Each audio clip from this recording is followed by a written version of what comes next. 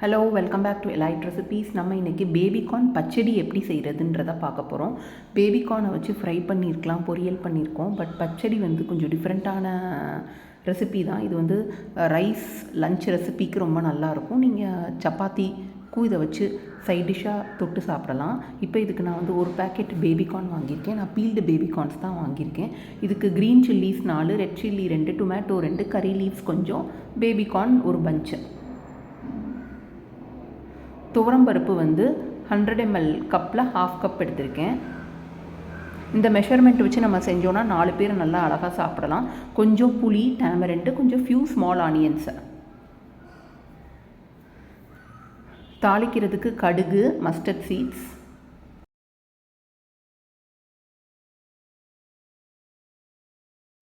Fenugreek seeds, வெந்தயம்,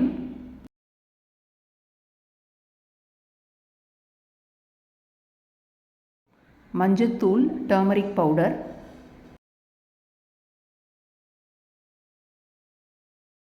பெருங்காய powder, அசஃபட்டோடியான்னு சொல்லலாம், ஹிங்குன்னு சொல்லலாம்,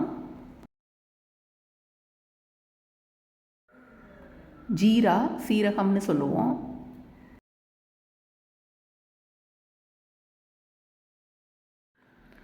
இப்போ இந்த பேபிகார்னை ரவுண்டாக கட் பண்ணிக்கோங்க.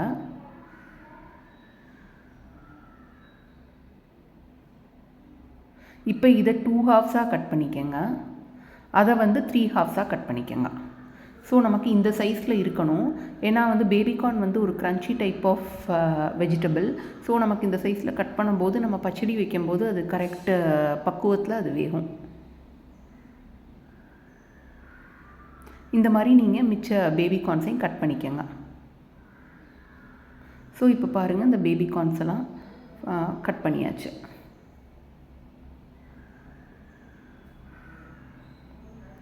மிச்ச மீதி உள்ள வெஜிடபிள்ஸும் எல்லாம் கட் பண்ணியாச்சு. இப்போ ஒரு 200 ml வாட்டரில் ஒரு பவுலில் இந்த டேமரிண்டை ஊற போட்டு வச்சுக்கோங்க. இந்த புளியை நல்லா ஊற போட்டு வச்சுக்கோங்க.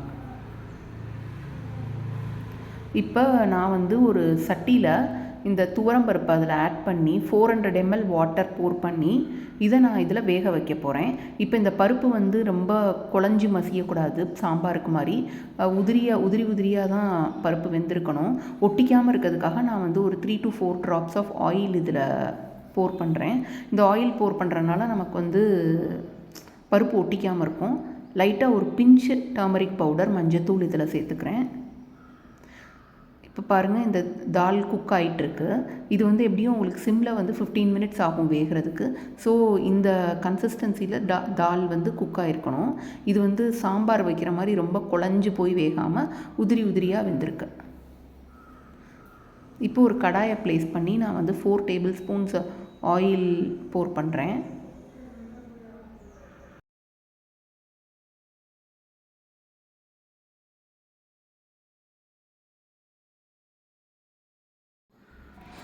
இதில் மஸ்டர்ட் சீட்ஸ் ஆட் பண்ணிக்கோங்க.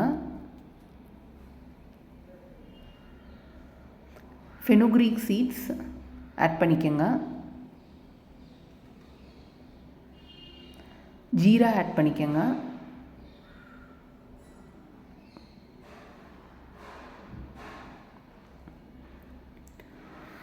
இது இப்போ நல்லா பொரிஞ்சு வந்ததுக்கப்புறமா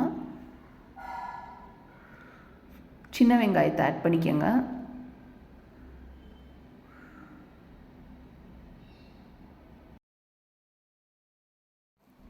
இதை நல்லா கிண்டி விட்டுக்கோங்க. அதுக்கப்புறம் சாப் பண்ணி வச்சுருக்க பச்சை மிளகாயும் இதில் ஆட் பண்ணிடுங்க. ரெட் சில்லிஸையும் இதில் ஆட் பண்ணிடுங்க. கருவேப்பிலையும் சேர்த்துருங்க.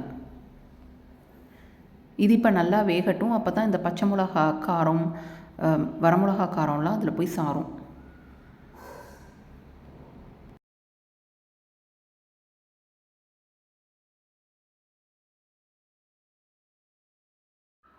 இப்போ நீங்கள் ரெட் சில்லிக்கு பதில் நம்ம வீட்டில் அரைச்சி வச்சுருக்க சாம்பார் பவுடர் இல்லைனா சில்லி பவுடர் கூட நீங்கள் ஒரு 1/2 tablespoon ஆட் பண்ணிக்கலாம். அதுவும் உங்களுக்கு நல்லா ஃப்ளேவர் கொடுக்கும். இப்போ கட் பண்ணி வச்சுருக்க டொமேட்டோஸையும் நீங்கள் சேர்த்துக்கோங்க. இதையும் நல்லா மிக்ஸ் பண்ணி நல்லா வேக வச்சுக்கோங்க. டொமேட்டோஸ் நல்லா சாஃப்டாக வேகணும். அசஃபட்டோடியாவையும் சேர்த்துக்கோங்க. பெருங்காயம் டைஜஷனுக்கு ஹெல்ப்ஃபுல்லாக இருக்கும். இப்போ தக்காளி வெந்ததுக்கப்புறமா கட் பண்ணி வச்சுருக்க பேபி கார்ன்ஸ் எல்லாம் இதில் ஆட் பண்ணிடுங்க. நல்லா கரண்டி போட்டு கிண்டி வேக விட்டுக்கோங்க. ரொம்ப நல்லாயிருக்கும் இந்த பச்சடி. கண்டிப்பாக நீங்களும் ட்ரை பண்ணி பாருங்கள். இந்த மெஷர்மெண்ட் படி பண்ணிங்கன்னா கண்டிப்பாக ஈஸியாக 4 பேர் சாப்பிட்டுக்கலாம். ரைஸுக்கு நீங்கள் மிக்ஸ் பண்ணியும் சாப்பிட்டுக்கலாம். இல்லைனா ஒரு சைட் டிஷ்ஷாக கர்ட் ரைஸோடு வச்சு சாப்பிடும்போது உங்களுக்கு ரொம்ப டேஸ்ட்டாக இருக்கும். நம்ம தக்காளி பச்சடி செய்வோம், வெண்டைக்காய் பச்சடி செய்வோம், அதே மாதிரி தான் பேபி கார்ன் பச்சடியும்.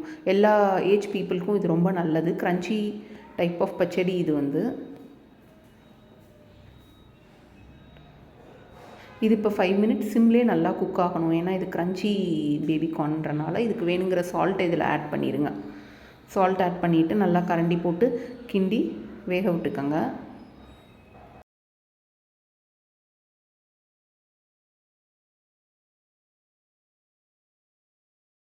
நான் பீல்டு பேபி கார்ன்ஸ் தான் வாங்கினேன். அதில் ஒரு 10 பீசஸ் இருந்தது. நல்லா பிஞ்சாக தான் இருந்தது. இப்போ இதில் பருப்பு வேக வச்ச தண்ணியை மாத்திரம் ஆட் பண்ணிக்கோங்க. நம்ம இந்த பருப்பை வச்சுக்கோங்க. இந்த பருப்பை நம்ம அப்புறமா லேட்டராக சேர்த்துக்கலாம்.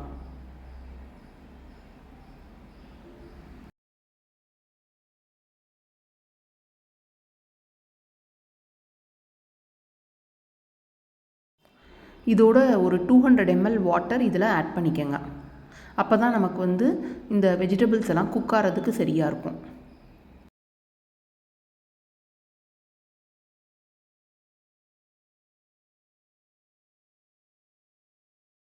இப்போ இதுக்கு ஒரு மூடி போட்டு 5 மினிட்ஸ் சிம்மிலேயே வேகட்டும். அப்போ தான் சாரும்.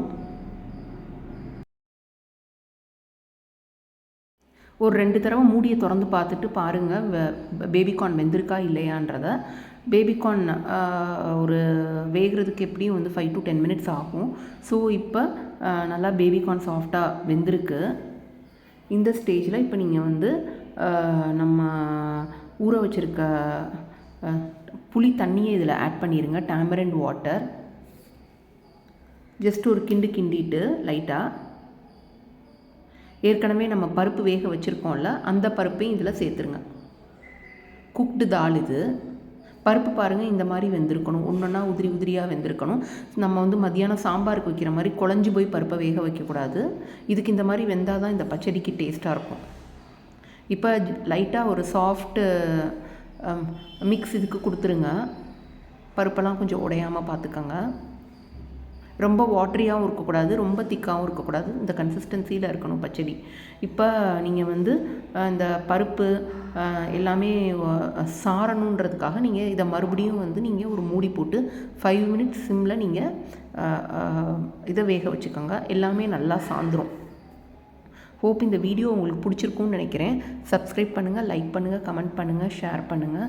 இது கண்டிப்பாகவே உங்களுக்கு லஞ்ச் ரெசிபிக்கு ரொம்ப டேஸ்டியான ஹெல்த்தியான ஒரு ரெசிபி. கார்னில் நல்ல நிறைய நியூட்ரியன்ட் இருக்குது. ரிச் ஃபைபர் கண்டென்ட் அதில் இருக்குது. ட்ரை பண்ணி பாருங்கள் கண்டிப்பாக. இப்போ இதை ஒரு பவுலுக்கு ட்ரான்ஸ்ஃபர் பண்ணிவிட்டு நீங்கள் கொரியாண்டர் லீவ்ஸை வச்சு இதை கார்னிஷ் பண்ணிக்கலாம். ஹாட்டாக சர்வ் பண்ணிங்கன்னா ரொம்ப டேஸ்டியாக இருக்கும்.